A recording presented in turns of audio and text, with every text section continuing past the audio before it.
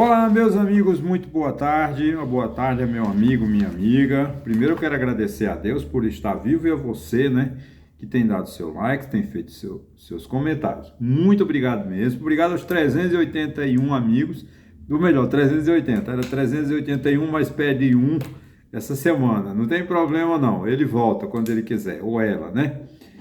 Bom, meus amigos, como sempre, nós falamos, né? De política, falamos de futebol, falamos de tudo, de violência. O nosso objetivo aqui é a gente manter um papo, manter esse papo, essa conversa, né, sem qualquer propósito de agredir um ao outro, sim uma troca de experiência, né? A gente vive uma semana tumultuada. A semana passada foi uma semana de muita agitação na esfera política. Há muito tempo a gente discute a questão da reforma tributária, né? E é o assunto de hoje, né? Eu confesso a você que não me aprofundei na proposta da emenda constitucional 45 de 2019, porque ela ainda, obviamente, que sofrerá muitas alterações no Senado. É uma proposta que não, vamos dizer assim, não é uma maravilha, mas do ponto de vista histórico, é uma das melhores, vamos dizer assim, né? Que mexe mais de forma completa no sistema tributário nacional. O sistema tributário nacional tem como base, né, o Código Tributário, a lei 5.172 de 66, né, de 25 de outubro de 66, se eu não me engano. E ela é uma lei muito boa. O Código Tributário Nacional foi uma lei maravilhosa, uma lei muito bem feita naquela época, que reestruturou todo o sistema tributário. A Constituição de 67, a Constituição de 69, né, tinha uma certa semelhança à Constituição de 45, né? Agora, a Constituição de 88, ela deu uma nova, vamos dizer assim, um novo formato ao sistema tributário nacional. Já deveria ter sido feito um novo Código Tributário, mas desde 88 que o Código Tributário vem sendo utilizado como lei complementar, né? E eu acredito que será durante muito tempo ainda, porque essa reforma, ela tem... Eu acho que o grande problema não é a emenda constitucional que foi aprovada na Câmara em primeiro e segundo turno e está sendo avaliada pelo Senado. O grande problema dessa reforma é a aprovação da lei complementar, que parece que é depois de 6 meses, né, da aprovação no Senado, eles começam então a votação dessa lei.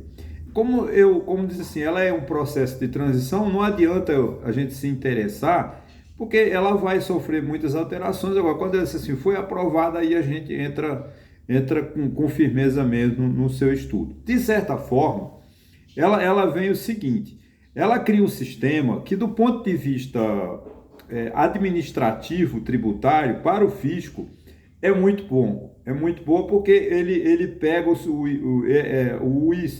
imposto sobre valor agregado, que é imposto sobre bens e serviços, imposto sobre serviços do Estado, dos estados e dos municípios, e também outro imposto da União, que vai incluir PIS, COFINS, IPI, né? E algumas contribuições. E do Estado e ao outro fica com o ISS e o ICMS. Os outros impostos ou os outros tributos não sofrerão alteração, nós continuamos pagando, ou seja, não mudou nada no cenário que a gente vai ser sempre cobrado, né, pelos impostos. O que eu lamento é que o imposto sobre produto industrial, o imposto antigo, como dizia o saudoso Aliomar Baleeiro, né, que foi ele quem estruturou todo o nosso sistema tributário, ele dizia assim numa obra dele: imposto velho é imposto bom. É imposto que já não tem mais dúvida, né? Houve o fato gerador, tributa, se recolhe, se acabou. Com essa nova invenção, vamos ter o quê? Um aumento das questões judiciais, porque é uma transição muito complexa, né? Os estados, a União, os municípios vão ter que se adequar e vamos encontrar, obviamente, né, muitas decisões judiciais. Mas era preciso ser feito alguma coisa porque o sistema tributário brasileiro estava muito bagunçado, especialmente do ICMS, que são 27 estados, 27 constituições, 27 códigos, além de leis ordinárias, portarias, decretos, enfim, era uma bagunça, ninguém se entendia. Muda muito também o critério do seguinte, porque um estado como São Paulo, por exemplo, que tem a maior concentração de indústria do país, o imposto, as pessoas que compram em São Paulo, o imposto ficaria com São Paulo. O que acontece agora? Geralmente, a maioria do imposto do ICMS, que é o antigo ICMS, vai ocorrer, e o ISS, no município de destino. Ou seja, se eu compro uma máquina em São Paulo, um computador em São Paulo, o imposto não fica para São Paulo, porque eu estou em Pernambuco. Quando eu compro esse antigamente, né, hoje, né, nós estamos falando da nova reforma, que diz o seguinte, mudou o destino, né? A cobrança do imposto agora é no destino e não na origem. Isso acarreta o quê? Os estados pobres, como Piauí, Pernambuco, Paraíba, que compram a maioria dos seus produtos, seus bens, mercadorias, produtos, tal em São Paulo, vão ganhar, porque tem vem a tributação para esses estados. O estado de São Paulo, Rio de Janeiro, terão que ser compensados. Eles vão criar um fundo, né, da União, vai criar um fundo e a União vai recompensar, vamos dizer assim, as perdas dos estados, e depois, isso, com o passar do tempo, os estados vão se alinhando, vão chegando a um denominador comum. O que é grave, na minha opinião, é o seguinte, porque como vai ser a União que vai arrecadar uma boa parcela desse tributo, vai criar um gabinete lá, um órgão, né, chamado um comitê, né, de interestadual, né, formado ainda, como eu falei no início, vai ser questão de lei complementar, como será composto esse comitê ou essa comissão, que ela vai arrecadar, ela vai definir todas as regras dessa nova tributação. O que vai acontecer? Os estados, os prefeitos vão ficar em Brasília, nos corredores desse prédio, não sei onde vai ser, onde ele vai se instalar, para pedir, me dá, porque o governo, obviamente, vai arrecadar e vai ter uma demora, e os estados, os municípios vão correr para Brasília para pedir receita, né? Porque a arrecadação do ICMS e do ISS ficarão a cargo dessa grande comissão. Vai a reforma tributária, vai melhorar para o contribuinte? Não, eu acho que é uma reforma melhor para o governo arrecadar, porque ele fechou de forma bem abrangente que não sobra mais produto, né? Tudo vai ser tributado. O que eu acho que ainda está complexo, e haverá muita discussão até a sua confirmação, é a questão das isenções, porque os setores, né, que você sabe, muitas empresas no Brasil vivem a custo de isenções, imunidades, vivem às custas do Estado. As igrejas evangélicas, as igrejas de modo geral também estão ganhando demais, né?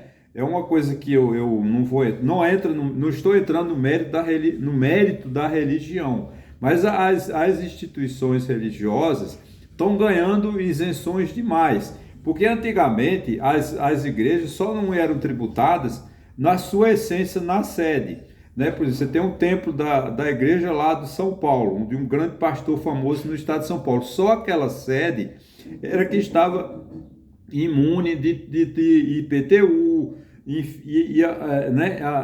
contribuição social, PIS, COFINS. Mas agora não, abrangeram de tal modo, foi tanto benefício para as igrejas evangélicas, que até os imóveis que elas vão alugar para os seus templos vão estar isentos de imposto de renda. Isso é uma coisa muito triste, porque favorece demais um setor em detrimento do outro. O que é que isso vai acontecer? Esses grandes momentos de isenção que eles estão pedindo, que ainda vão ser discutidos na lei complementar, bem como ainda no Senado, vai gerar o quê? Vai gerar uma carga tributária maior. Então, vamos ter possivelmente uma carga tributária mais alta do mundo, porque você vai ter um imposto sobre o IVA, né, sobre de 25 em 25, 30%. Porque o que é o imposto sobre o valor agregado? É o somatório do ISS, é o somatório do ICMS, é a alíquota do ICMS, mais a alíquota do ISS, mais a alíquota do COFINS, mais a alíquota do PIS, mais a alíquota e do IPI e assim sucessivamente. Então, nossa carga tributária, ela não vai baixar. Não vamos cair na esperrela, como a palavra tão antiga, de achar que essa reforma ela foi boa para o contribuinte. Não, ela é uma reforma necessária, no meu ponto de vista, muito bem feita. A ideia ela é muito boa. A redação da emenda constitucional eu achei fraca. Tá faltando melhores juristas, né? Mas tudo bem, é porque eu sou vamos dizer assim, um apaixonado pela Constituição. Eu acho que a Constituição não merece ser, vamos dizer assim, deturpada, né? Alterada da forma como ela é. Mas infelizmente eu tenho que me conformar que é assim, né? Eu não vou convencer ninguém de deixar a Constituição Federal intacta. A redação da emenda é muito fraca. Eu estava lendo vamos dizer assim, a proposta, né, em si, assim, os objetivos da proposta, muito, muito bem, eles têm uma justificativa razoável, mas não vamos nos iludir de que o Brasil vai pagar menos impostos. Não, nós vamos pagar muito mais impostos. E muito, não é pouco não. Haverá sem dúvida uma carga tributária muito elevada. Não é para este governo, tá, gente? Não vamos dizer que essa reforma é uma reforma do governo do PT. Essa reforma vem há 30 anos sendo discutida. Teve todas as possibilidades de ter sido aprovada no início do governo Bolsonaro, lá em 2019, quando ele assumiu o governo, mas ele não quis, porque o ministro Paulo Guedes não aceitou essa criação de um fundo, né, que para recuperar os municípios e os estados que vão perder inicialmente receita, como eu falei, essa relação de cobrança no destino e outra na origem, né?